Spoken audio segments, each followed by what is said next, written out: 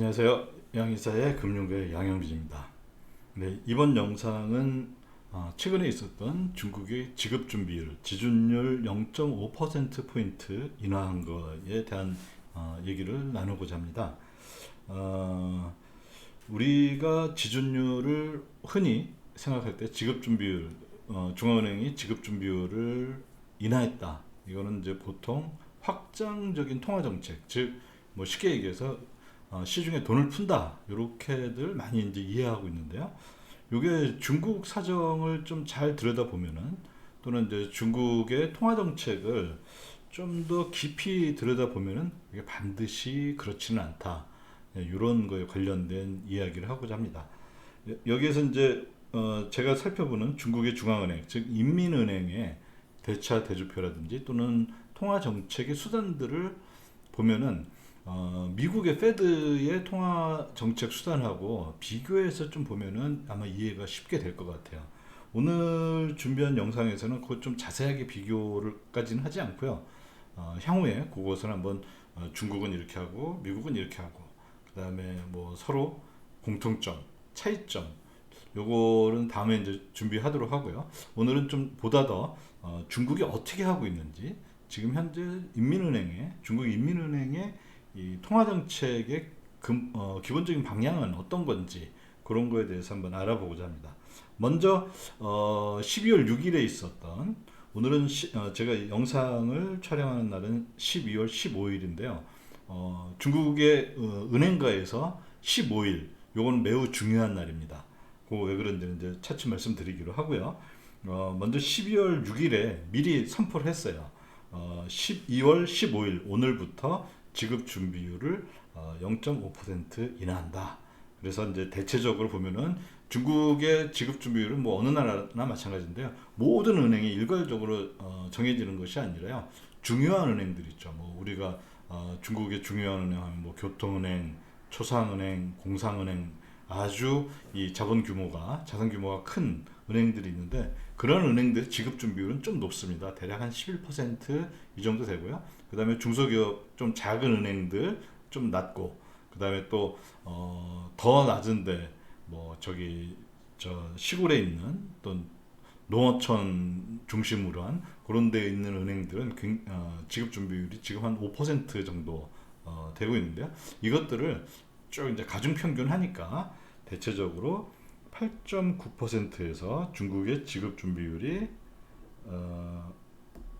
8.9%에서 8.4%로 가중 평균한 값이 0.5% 이렇게 낮췄다. 이렇게 얘기를 하고 있습니다. 그다음에 그 인민은행이 기자들하고 이렇게 이제 대담한 것들을 보면요. 그러면 이거의 결과는 어떻게 되느냐 해서 인민은행이 이제 밝힌 거는 장기 유동성을 공급한다. 1.2조 위안 정도의 장기 유동성을 공급한다. 이렇게 설명하고 있습니다. 근데 여기서 이제 중요한 거, 이 장기 유동성이란 말이 이게 도대체 뭐냐 이거죠. 이게 이 장기 유동성은 시중은행이 창조하는 어떤 유동성이 아니라 그 시중은행이 그 대출을 통해서 창조하는 신용은 그건 시중은행이 상업은행들이 알아서 하는 거고 중국의 인민은행이 할 수 있는 거는 시중은행에서 대해서 할 수 있는 거는 지급준비금을 조정하는 일이겠죠. 그 지급준비금에서 새로운 그 초과 지급준비금이 1.2조 정도 위안 정도 추가로 지급이 된다. 요것을 의미합니다. 그럼 이걸 뭐 새로 돈을 찍어서 발행하느냐? 그건 아니고요. 기존에 예를 들어 전체 지급준비금이 뭐 10조였다. 그러면 그 중에서 8조는 필요 지급 준비금이라고 해서 이건 뭐냐면 은행이 가지고 있는 예금 대비 항상 갖고 있어야 되는 그 지급 준비금인 거거든요. 필요니까 이건 강제 사항입니다. 그 다음에 예를 들어 10%라고 한다면요. 지급 준비율이 10%뭐 이렇게 해봅시다. 그러면 은행이 가지고 있는 전체 돈이 예금이 뭐 10조다. 그러면 은행은 지급 준비금을 반드시 1조는 최소 1조는 갖고 있어야 돼요. 그런데 이게 실제 이제 은행 영업을 하다 보면은 어떨 때 지급 준비금이 부족한 경우도 있고 많이 남는 경우도 있고 하는데, 남는 건 상관없는데 부족한 경우에는 아주 골치 아픈 일들이 벌어지죠. 그래서 은행은 항상 요 딱 1조만 갖고 있는 것이 아니라 뭐 대략 한 1.1조, 즉 1조 1천억 원 정도 가질 수도 있겠죠. 요 나머지 1천억 원, 요게 바로 그 초과 지급금인데요.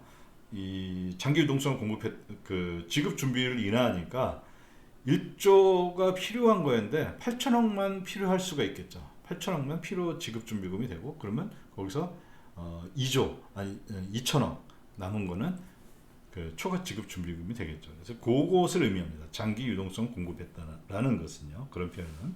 그다음에 또 인민은행이 그 12월 6일 기자들하고 대담을 통해서 했던 얘기들은 뭐냐면은 이 돈은 어디에 쓰냐? 그랬을 때 MLF 만기 도래했을 때 요거 상환하는 거에 쓴다. 그리고 또 금융기관의 장기 자금으로 사용될 수 있다. 이런 얘기를 했습니다. 그럼 이제 우리 여기에서 이제 또 다시 한번, 제가 예전에 간단히 MLF에 대해서도 얘기했었는데요. 오늘 영상에서 이 MLF에 대한 거를 다시 한번 짚고 넘어감으로써 중국 인민은행의 통화 정책이 어떤 방식으로 이루어지고 있는지 한번 살펴보도록 하겠습니다. 요거와 관련해서 올해 2번 지급 준비율 인하를 했었는데요. 7월 9일에는 어떤 얘기를 했는지 한번 다시 한번 우리가 그때 상황으로 돌아가면요. 그때도 0.5%를 인하했어요. 그 다음에 그때는 9.4에서 8.9%로 이렇게 인하가 됐습니다. 그 다음에 이때 했던 얘기는 지금 12월 6일 했던 얘기하고 그냥 수치만 이렇게 바꿔준 것 같은 느낌이 들 정도로 거의 흡사합니다. 장기 유동성 공급을 하는데 그때는 1조 위안 이렇게 공급을 할 것이다. 그 다음에 그거 어디에 쓰느냐? MLF 만기 도래하는 거 상환하고 또 금융기관의 장기 자금으로 사용한다. 뭐 거의 뭐 똑같죠.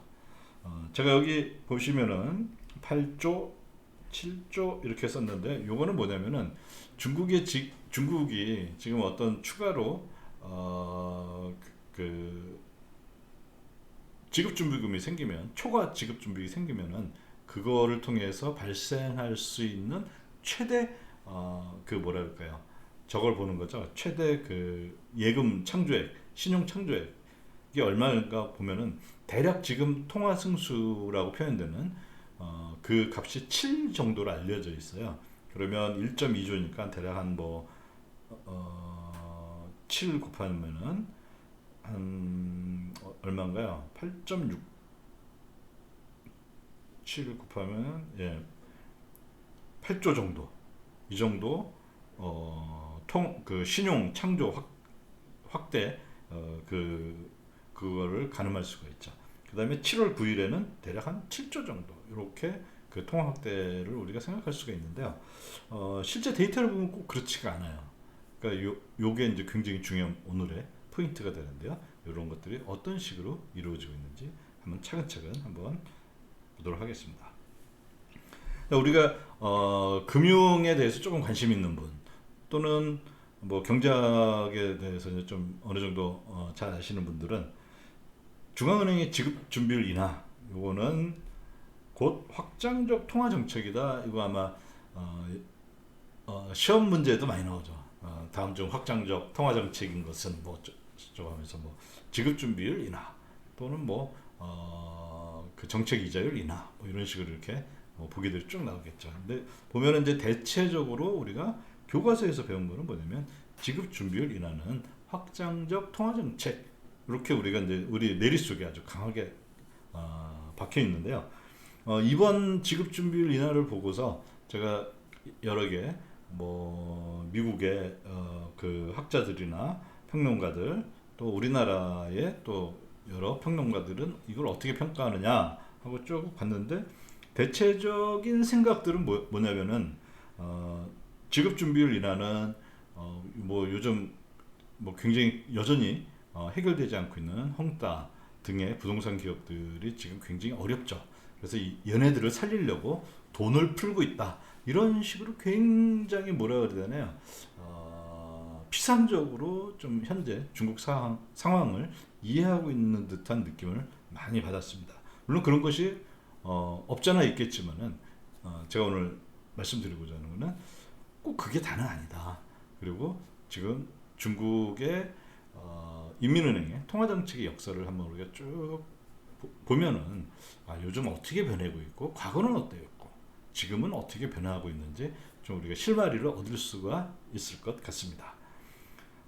그리고 중앙은행의 통화제도 또는 정책에 대한 이해를 하기 위해서는 크게 제가 볼 땐 두 가지를 알아야 된다고 생각합니다. 하나는 중앙은행의 지급준비율 또는 지급준비금 제도, 이것이 어떤 식으로 영향을 미치고 있고, 그리고 그 대략 한 2017년 정도부터인데요. 그때부터는 중앙은행이 중국의 중앙은행이 인민은행이 지급준비를 인하를 하면은 반드시 빠지지 않고 등장하는 용어가 있습니다. 그게 바로 MLF입니다.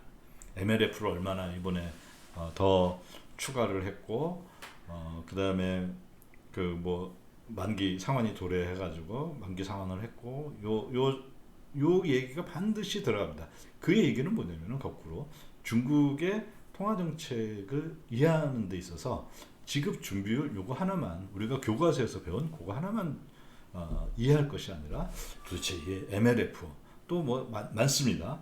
SLF, 뭐 PLO, 뭐 재할인, 뭐 재금융, 뭐 상당히 뭐 많은 이야기들이 나오는데요. 그 중에서도 MLF가 제일 큰 비중을 차지하고 있어요. 대략 한 제가 볼 때는 한 그 3분의 1이 조금 넘는 굉장히 큰 비중을 차지하고 있기 때문에 요거에 대해서 좀 정확히 이해하는 것이 필요하지 않나 이렇게 생각을 해봅니다. 자, 그러면은 중국의 통화정책 하면은 제일 위에 인민은행이 있는데요. 제가 한번 QE에 대해서 얘기했을 때 중앙은행하고 보통 시중은행하고 이 둘이 어떻게 그 통화를 관리하고, 중앙은행이 시중은행을 통해서 통화를 관리하고 통화정책을 하는가, 그런 얘기를 드렸을 때 중앙은행, 이거는 어느 나라나 마찬가지인데 중앙은행이 시중은행에 대해서 그 통화를 관리하고 하는 제일 큰 수단은 지급준비금이라는 그 수단이라는 것이 있습니다. 그리고 그것을 양으로 통제를 하느냐, 양으로 이렇게 조정을 하느냐, 아니면 가격, 즉 이자율로 조정을 하느냐에 따라서 그 모습은 나라마다 굉장히 차이가 나는데요. 저는 크게 미국하고 중국을 이렇게 페드와 인민은행을 잘 비교하면은 굉장히 이해가 그 현대 경제 흐름에 대해서 이해하기가 굉장히 좋을 것 같다는 생각을 많이 해봅니다. 왜냐하면은 중국의 인민은행과 또는 중국 경제 또는 미국 경제가 사실 지금 어떻게 보면은 전 세계에서 원탑, 투탑 이렇게 가고 있는 상황에서 22 유럽에 있는 은행의 이 경제 정책은 상당히 페드하고 비슷하죠. 그래서 용어는 뭐 좀 다르고 구체적으로 들어가면 뭐 다른 점도 많지만은 큰 흐름의 틀에서는 굉장히 페드랑 비슷하게 움직이고 있습니다. 물론 그때그때 정책의 효과들은 조금씩 다르고 상이한 점들도 있지만요. 전체적인 구조 이런 것들은 굉장히 이제 비슷하게 가고 있는데요. 중국은 미국과 더불어 굉장히 경제적으로 전 세계에 큰 영향력을 주고 있는데, 재미있게도 중앙은행의 이 운영 원리라든지 이런 것들이 조금 다릅니다. 뭐 조금 다르다기보다도 굉장히 차이가 많죠. 그래서 우리가 일반적인 교과서에서 말하는 어떤 정답을 가지고서, 예를 들어 뭐 지준율을 인하하면은 확장적 통화 정책이고 이런 걸 가지고서 보면은 굉장히 중요한 차이점들을 놓치는 결과가 될 것 같습니다. 그래서 한번 중국이 그동안 대략 한 2000년부터 걸어왔던 통화 정책의 그 변천사, 그걸 한번 간단히 짚어보도록 해보겠습니다.